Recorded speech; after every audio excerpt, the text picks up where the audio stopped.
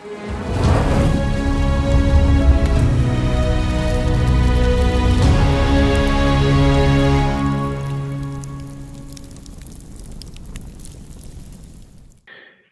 evening, friends. Welcome to another episode of the Second Age Show. My name is Strider, and here with me we have V.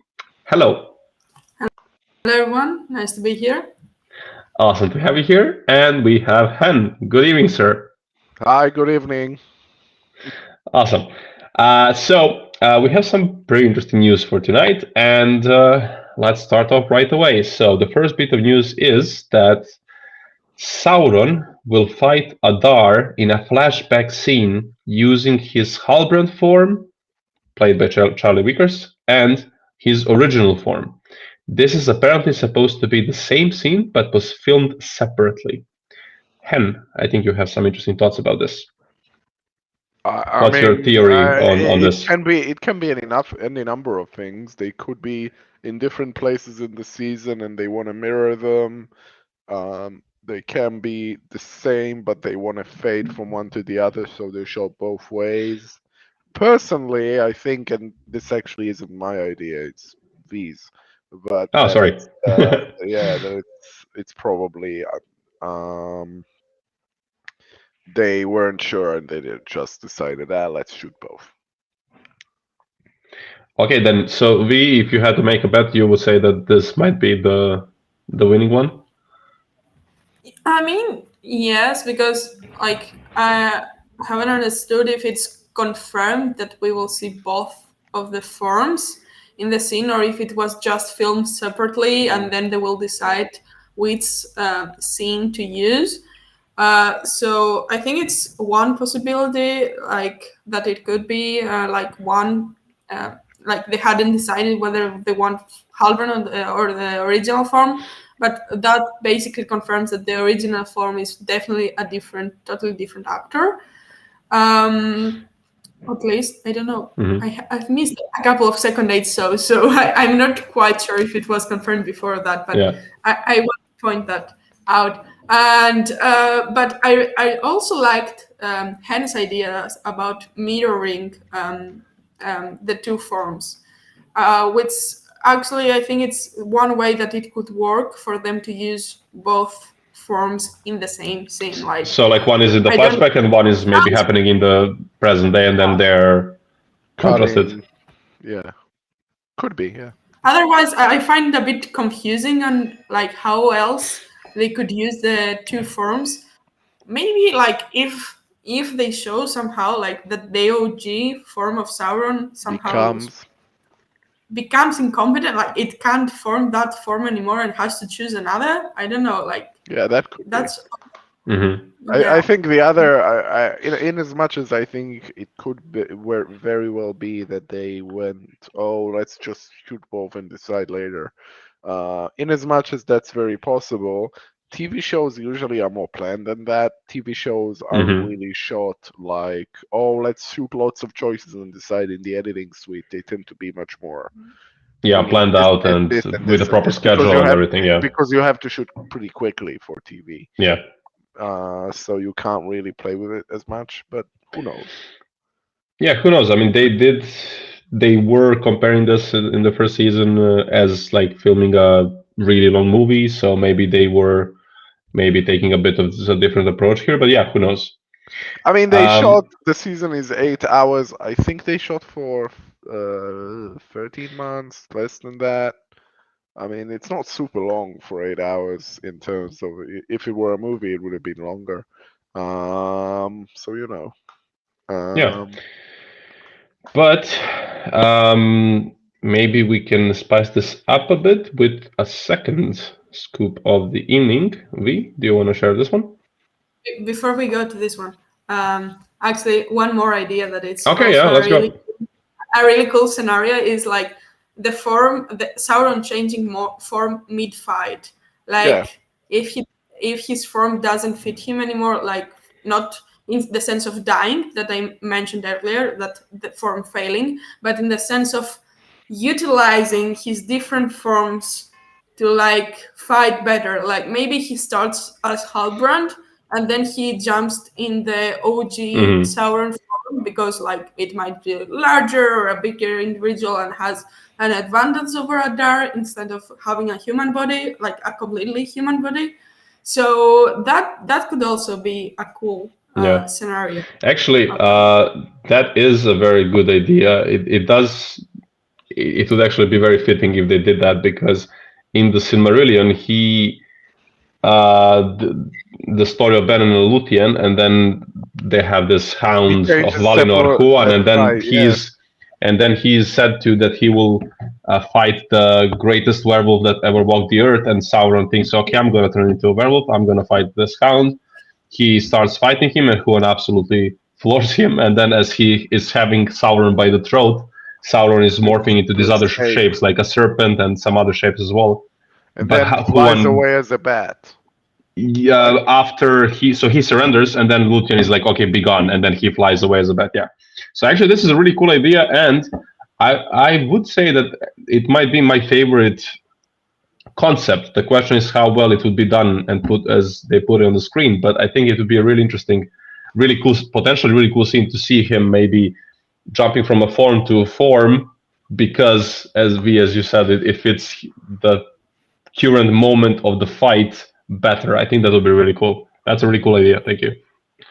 Also, like it's the scene placed in one spot, like maybe split up, because sometimes they split scenes and they show the complete like later. So they start the fight with Halbrand, and then they complete the fight in another part in a later episode with the OG form or something. Yeah. And then there's a cue. Pom pom pom.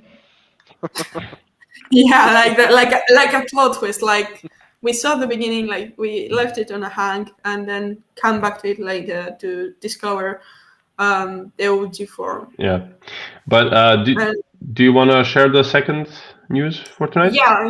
I think we have kept it long enough, and we can jump on our second exclusive, which involves Amelia Kenworthy will play an evil ally to Halbrand in The Rings of Fire Season 2, and also in some scenes wears a similar robe to Halbrand's form of Season 1.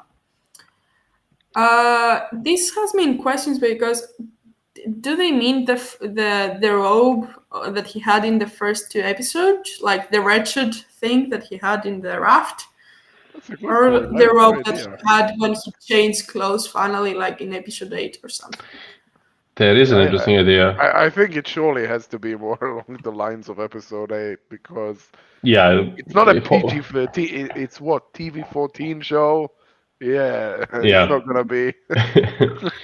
But also, I don't think there wouldn't be a reason for her to be dressed that poorly.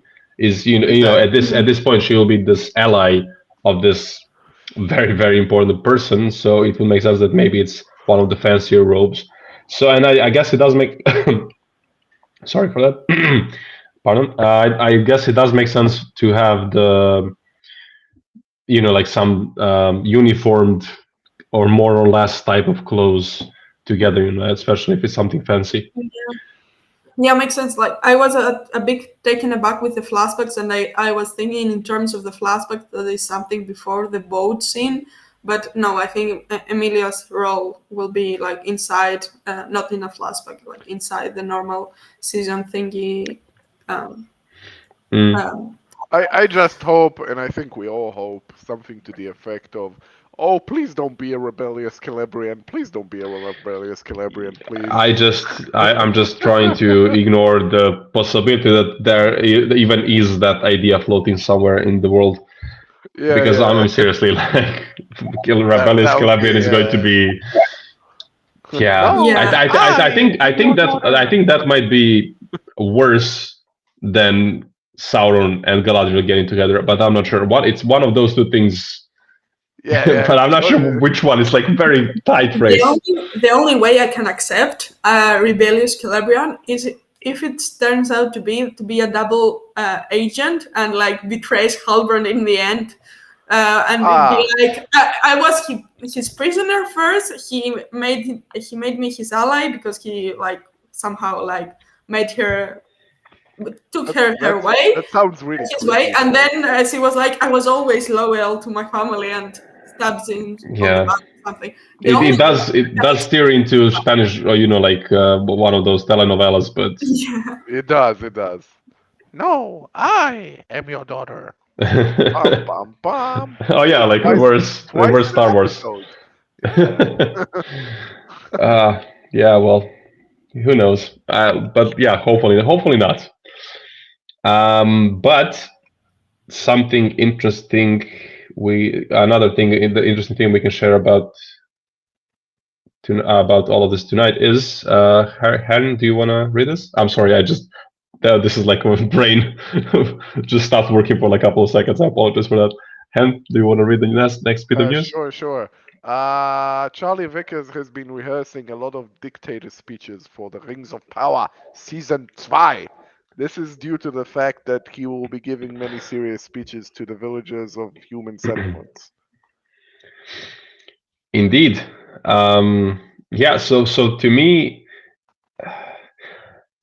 so there's a very huge risk of getting a lot of we must blah blah blah, you using the character giving a rousing speeches throughout whether it's a movie or a TV or a season of a TV show. It can be so bad sometimes. Like they really need to hit the proper balance with it, because we had several arousing speeches in the first season and they really did not work out. I think one maybe like Farazon kinda was all right, okay. but it's like the actor did a great job, and I think Mirio's was pretty good actually. Yeah, but we had a couple in the Southlands that really did not work out. So there's a really big risk here that it might, like, casting and pulling off Sauron properly as a character in this show is probably the most important thing the show has to do, and a huge part of that is Sauron being a charismatic leader, charismatic figure, which means also him doing a lot of good speeches. So I really hope they do not overdo it, but they also need to. They really need to show the power of his voice, because that's exactly what he's going to be doing in Numenor once he gets there properly. But yeah, V, what do you think of this? I mean, it really depends how they will handle it. Like, I don't want them to show that the speech is changing in the same scene, like to change the scenery every time, and it's the same speech, and like to seem that he gives the same speech in every like Southland village or something. I would like if there are different settings, like one where he starts persuading and gathering armies, either with the orcs, trying to get them to his side from Adar's side, either with the Southlanders themselves, or if there is a battle, which we know there will be a bloody battle, to see like an encouragement kind of speech. I think it will be nice to see that from a villain, like sort of Saruman-esque vibe, how he did from the Tower with the Orcs. So also another thing that I have, that I will connect this with the first scoop that we have. What if he was giving like a speech or something, and he came head to head with Adar, and then they started fighting over something like a coup that Adar had made, and then they were fighting over power, and then split ways because it's a flashback. So I think also it will be really cool to see them managing to like show us a full-time coup organized against Halbrand by Adar and the Orcs. You mean the other way around, organized by Halbrand against Adar?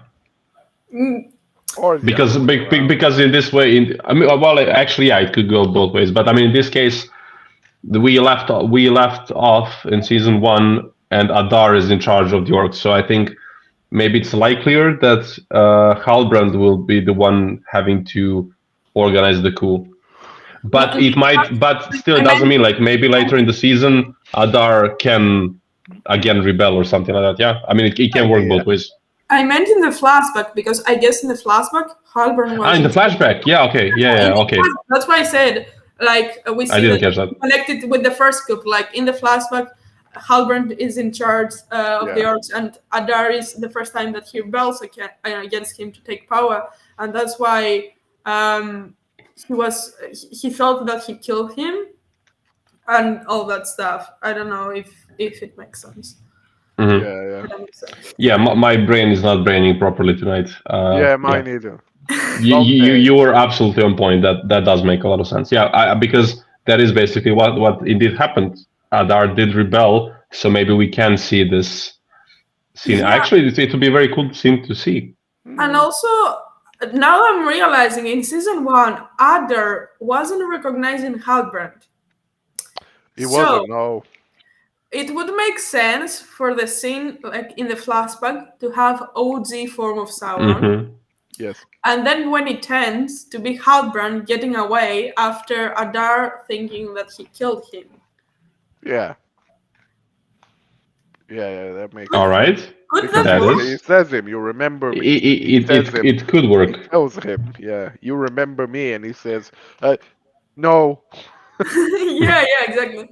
Yeah, it's strange because, but I think it could work. It depends on how the famous word we used a lot in regards to season 1, convoluted, they want to go with this, because this whole 3 first episode setup that they do with Sauron's story is very much, it's very mysterious at the moment, and then who knows how complicated they made it, because if we just look at the way what they needed to do to get Galadriel to Númenor and meet Halbrand, like it's all this huge, very complex knot of many things. Yes. So who knows? Yeah, it could work for sure. It just depends on.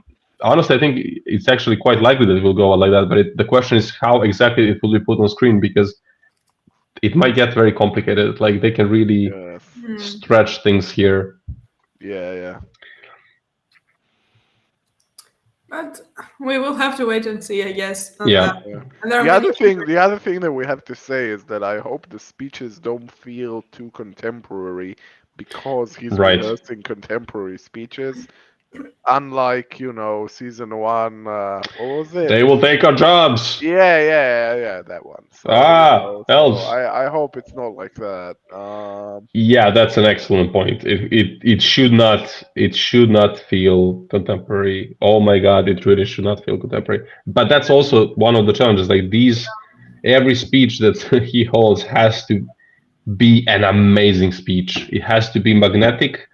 It has to be evil, obviously, but it has to be magnetic. That is the quote unquote beauty. Like that's the rhetorical skill that all of these evil people throughout the history used. Yes.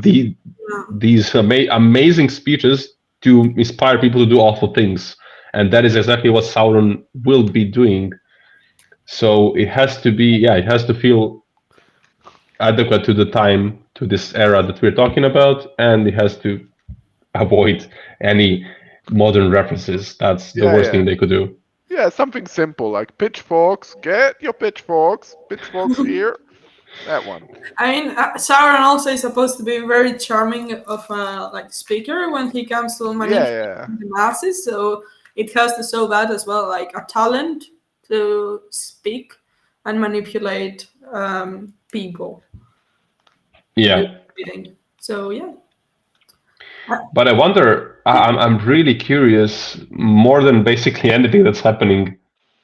To be fair, I am curious where Sauron and Adar storyline will go, but I'm really curious about who Emilia is playing, because that might be a very good addition to the storyline, or it may be a very bad addition to the storyline, depending on where they're going with it. But as we are all chatting here, people in the chat, I assume you've been doing it already by now, but please share any of the theories you may have regarding maybe the first scoop or any of the later ones, or who do you think Amelia is, perhaps? We are looking forward to hearing that. The leading theories on Amelia is sexy Silob. Oh yeah. Oh, that's not good That- either. and crazy Celebrian evil daughter. Which one is worse? I And thought I'm not sure which one is worse. I thought about Dawn. another possible one. Wow. What if Adar had an elf daughter? I mean, Oh, he's an Adar's elf, daughter. technically. Nice. Family. Yeah, I mean, we did. It We, still does we the soap opera thing. Or, yeah, oh but no, there's two we did family discuss members it. that cross enemy lines, but you know. We did discuss it when they announced, I think, the casting, that she could just be. And honestly, I think that is by far the best idea because Adar was an amazing addition to Yeah. this universe, and it would be really, really cool if Amelia is just another half orc, half elf, and she's also stuck somewhere in between as Adar, and maybe maybe she is the mother. Maybe they will call her whatever is the word for mother, or something like Mommy, mama, mommy, mommy. That mom, that mom. sort of thing. Yeah. Yeah. I think I would love to see that actually. I don't think like if it's Shelob. I don't think it is. I think it's just a meme because of I the don't show. think it's I don't think it's really a likely thing to do because it's a thing from the games and I'm sure they will keep it there. But I think the fact that we are even considering the fact that it might be a rebellious Calabrian is just that's actually a good point. If they do Shelob as an anthropomorphic Shelob, won't Monolith sue them? I mean, that's an idea of Monolith. yeah. I mean, maybe they wouldn't even have the rights to do that. Yeah. Honestly, I mean, they are. She is a person. We know that she does She's have an some kind of a. entity. She's an Yeah. entity, yeah. So it does, you can make her like, she should be able to speak and all that, obviously, but to turn her into a human or an elf or something like that would be way too far. What were you gonna say? I mean, it's not really like it isn't possible because I mean we have seen the Balrog emotes that they are going to use, but because we know Balrogs are usually going like as spirits and stuff, I would really love a female Balrog, and Actually, to have you're her more like right than you're more right than you know, because I saw some of the alternate designs for the Balrog. Initially, they went, "Aha, let's try and make it more human." And then the showrunners were like, "No, no, no, no, no, no, no, more like the 2001 Balrog, Yeah. more. Not too much because we don't want to get sued, but more." But it is a possible concept, the lore actually, but um, the sun that there's like this chariot or like a boat where one of the fruit of the golden tree of Valinor, because there's a golden and the silver tree. Yeah. When the trees were destroyed, one fruit of each was saved, and the silver one was used to become the moon. The other one, the golden one, was used to become the sun. And the chariot or ship, I think it's a ship or whatever, the vessel where the sun is guided and like controlled by a female Maya of fire, which is what the Balrogs used to be. So Balrogs were Mayas of fire that got corrupted into Balrogs and into demons of fire. So canonically there is a female spirit of fire. There is a female Maya of fire. So I don't think we're gonna see that on screen, but there you go. Like there is a canon option for that. Sure. Yeah. But maybe I think we're steering too far, perhaps, of all of this. So maybe we can wrap this up. So do we have maybe any final theories regarding any of this? I think we had quite a few good ones for tonight. But I said what I said. Yeah. Like it's enough. I don't have any more. Like my brain is rotten now. Yeah, I don't have anything else. Yeah. All right. Well, hopefully we're going to hear some of the cool theories in the chat. Please leave them in the comments. And we will be doing an AMA on our Discord. There will be a quick announcement right after this, but basically very soon after this episode wraps up. It will be on our Discord. The link is in the description. And yeah, V, thank you very much for being with us tonight. Thank you everyone for having me. See you on Twitter for this Sunday's theories, whatever you want. Come and tell them all. And for next ones as well, because I know there will be a Sunday, a second night show next Sunday as well. So don't miss that as and well. Also chickens. Indeed. And thank you, Hen. Thank you for being here with us as usual. Yeah, as usual. Yeah.